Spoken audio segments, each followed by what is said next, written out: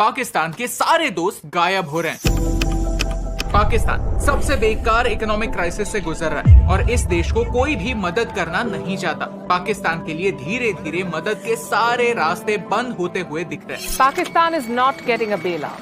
Pakistan is going through its worst economic crisis in years. Inflation is at a 50-year high and food has become unaffordable for millions. This country continues to implode. लेकिन क्यों America, China, Saudi जैसे देश तो दोस्तों, मैं हूं मायरा और आप देख रहे हैं रिएक्शन टीवी। क्यों खड़ा? एक वक्त ऐसा था जब पाकिस्तान को इस्लाम का मजबूत किला समझा जाता था।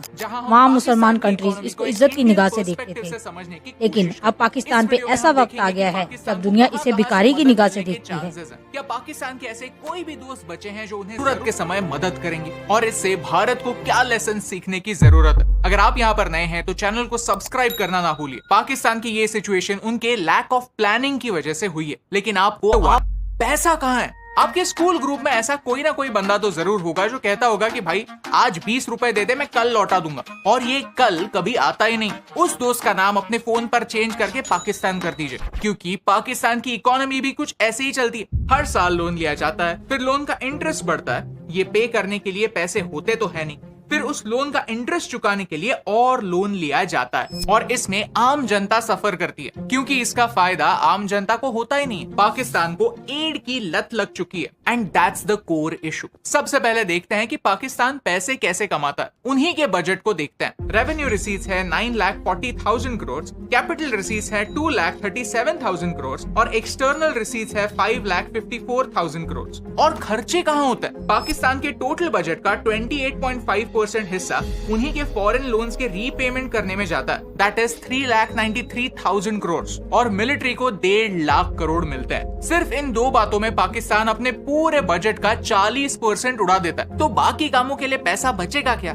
घंटा। यही लोन के हफ्ते चुकाने के लिए पाकिस्तान नए नए लोन्स लेता है। अब ये बात IMF अच्छी तरह से जानता है, और ये बात जानते हुए भी अब IMF पाकिस्तान की 23वीं बार मदद करने जा रहा है। लेकिन IMF डिसाइड कैसे करता है कि किसकी मदद करनी है और किसकी नहीं? इस बेल आउट के दो पार्ट्स होते हैं, एक होता है टेक्निकल रिव्यू और दूसरा होता है staff level review. Technical review में पाकिस्तान ऑलरेडी पास हो चुका है। 2019 में फॉर्मर PM इमरान खान ने IMF से $6 बिलियन का बेल आउट मांगा था, और इसमें से $1.1 बिलियन रिलीज भी हुए। लेकिन जब भी IMF पैसा देता है तब वो आपके सिस्टम में इंटरफियर करना स्टार्ट करता है, कुछ कंडीशंस लाता है। IMF ने पाकिस्तान को पैसा दिया, लेकिन एक शर्त पर कि आप इन पैसों का इस्तेमाल रेवड़ी पॉलिटिक्स में मत कीजिए। रेवड़ी पॉलिटिक्स यानी सब्सिडीज, फ्रीबीज। अक्सर सरकार इंपॉर्टेंट चीजों की प्राइसेस कंट्रोल करने के लिए सब्सिडीज देती है। जब तक महंगाई कंट्रोल में है, लोग खुश। और इमरान खान ने IMF के पैसों के साथ कुछ ऐसा ही किया। IMF से पैसा लिया और लोगों को सब्सिडी देकर पॉपुलर बनना चाहा। लेकिन यहाँ हम ब्लेम सिर्फ इमरान खान को नहीं कर सकते, क्योंकि शहबाज शरीफ जब PM बने तब उन्होंने यही सेम स्कीम्स कंटिन्यू रखी। अब IMF का दिमाग हट गया। वो कहने लगे कि अगर आप हमारे पैसों का इस्तेमाल पॉलिटिक्स के लिए कर रहे हो तो ये नहीं चलेगा। अब IMF बन गया है स्ट्रिक्ट। अब उन्होंने कहा कि बेल आउट चाहिए तो पहले ये सारी शर्तें मंजूर करो। अगर शर्त मंजूर है तो ही पैसा मिलेगा। शर्त मंजूर है?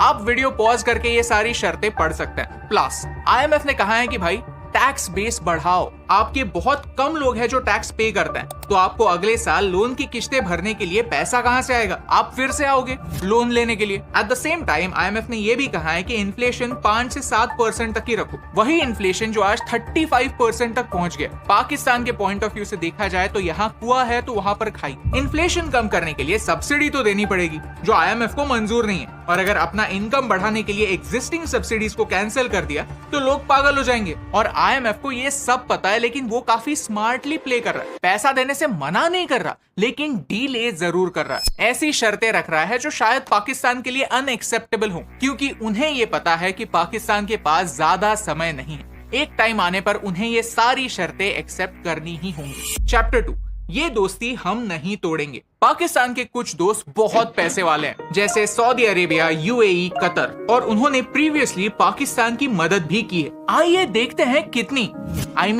कितनी। शुरुआत करते हैं सऊदी से। 2018 में उन्होंने $6.2 बिलियन जस्ट एवं फाइनेंशियल सपोर्ट के नाम पर दे दिए कि भाई ले। ऊपर से $3 बिलियन का तेल लोन के तौर पर दे दिया। 2021 में भी और $3 बिलियन का लोन दिया। 2022 में सऊदी ने $8 बिलियन का पैकेज अप्रूव किया। कतर ने पिछले साल अगस्त में $2 बिलियन का लोन दिया। 2018 में यूएई ने भी $200 मिलियन पाकिस्तान को एड के तौर पर दिए। कहा कि अपने देश में छोटे छोटे बिजनेसेस को बढ़ावा दो। फिर अगले साल 2019 में $2 बिलियन का लोन दिया। यहाँ तक यूएई ने पाकिस्तान को ऐसा ऑफर भी दिया है कि आपकी जो सारी गवर्नमेंट कंपनीज हैं उनके शेयर्स खरीदने के लिए हम रेडी हैं। लेकिन कोई भी सॉवरेन देश अपने देश की इंपॉर्टेंट कंपनीज किसी दूसरे देश को कैसे बेच सकता है? पाकिस्तान को इन 3 देशों से कुल मिलाकर $24.4 बिलियन के लोन्स और गिफ्ट्स मिले, वो भी सिर्फ पिछले 5 सालों में। पाकिस्तान के कुछ दोस्त ऐसे भी हैं जिन्होंने पैसों के तौर पर नहीं किसी और फॉर्म में अपना सपोर्ट दिखाया, लेकिन वो भी अब पाकिस्तान से दूर होना चाहते हैं। ईरान और पाकिस्तान के बीच एक गैस पाइपलाइन बिछाने की बात 1950 से चली आ रही है। ईरान पाकिस्तान पाइपलाइन प्रोजेक्ट 1999 में शुरू हुआ और ईरान ने अपने साइड की पाइपलाइन कब की बना ली, लेकिन पाकिस्तान ने अपनी साइड की पाइपलाइन बनाई नहीं। अब ईरान ने कहा है कि 2024 से पहले अपने साइड की पाइपलाइन का काम खत्म करो, नहीं तो नुकसान भरपाई करो। जो पाकिस्तान ऑलरेडी बैंकरप्ट होने जा रहा है, उससे ईरान $18 बिलियन की फाइन वसूलने वाला है। फनी पार्ट यह है कि इस पाइपलाइन प्रोजेक्ट का हिस्सा भारत भी बनने वाला था, लेकिन भारत डर गया। उसे लगा कि इस पाइपलाइन में से गैस के बदले टेररिस्ट आने लगे तो हम इस डील से निकल गए और एक तरह से अच्छा ही हुआ, नहीं तो आज हम भी अटक जाते। लेकिन ये सारे देश पीके पड़ जाते हैं जब हम पाकिस्तान के बड़े भैया चाइना की बात करते हैं। चैप्टर 3, सबसे बड़ा गुंडा। पाकिस्तान को सबसे ज्यादा मदद अपने इस वीडियो के गुंडे ने यानी चाइना ने की है। पाकिस्तान ने सबसे ज्यादा लोन्स चाइना के कमर्शियल बैंक से लिए। नंबर्स की बात की जाए तो पाकिस्तान ने चाइना से $30 बिलियन का कर्जा लिया। इसमें से एक बड़ा पोर्शन सीपेक यानी चाइना पाकिस्तान इकोनॉमिक कॉरिडोर के प्रोजेक्ट्स के लिए था। लेकिन चाइना है सुपर स्मार्ट, उन्होंने पाकिस्तान को पैसे तो दिए, लेकिन कहा कि ये सारे कॉन्ट्रैक्ट्स एक चाइनीज कंपनी को ही मिलने चाहिए, यहाँ चाइनीज वर्कर्स ही काम करेंगे। इनफैक्ट आप सीपेक के लिए यूज होने वाले सारे पैसे एक चाइनीज बैंक में ही रखो, यानी चाइना का फायदा ही फायदा। उन्हीं के पैसे से उन्हीं के कंपनी का प्रॉफिट होता है, उन्हीं के लोगों के लिए जॉब्स बनते हैं और एक दूसरे देश में अपना प्रेजेंस भी बढ़ता है। इस पर एक पूरा डेडिकेटेड वीडियो बनेगा जरूर। चैप्टर 4, तो प्रॉब्लम क्या है? अब जिन अलग अलग पार्टीज ने पाकिस्तान को प्रीवियसली मदद की है वो 3 ब्रॉड रीजंस की वजह से की। एक है ह्यूमैनिटेरियन ग्राउंड्स पे, जैसे कि IMF ने, ताकि पाकिस्तान में रीजनल स्टेबिलिटी रहे, एक सिविल वॉर ना हो। सेकेंड रीजन है common interest. Saudi, Qatar, Turkey, UAE, Iran ये मुस्लिम देश हैं और पाकिस्तान भी, तो नेचुरली वो अपने भाइयों की मदद करना चाहते हैं। और तीसरा रीजन है प्योर इकोनॉमिक रीजंस। चाइना यही करता है, प्रॉफिट देखकर पैसा लगाता है। पाकिस्तान के लिए सबसे बड़ा प्रॉब्लम यही है कि ये सारे रीजंस इरेज हो रहे हैं। चाइना अपनी सीपेक के ऑपरेशन स्लो डाउन कर रहा है। पैंडेमिक के बाद पूरी दुनिया का चाइना पर से विश्वास उठ गया और इसका इम्पैक्ट चाइना की इकोनॉमी पर भी हो रहा है। तो चाइना सीपेक के नाम पर पाकिस्तान को और पैसा नहीं दे रहा।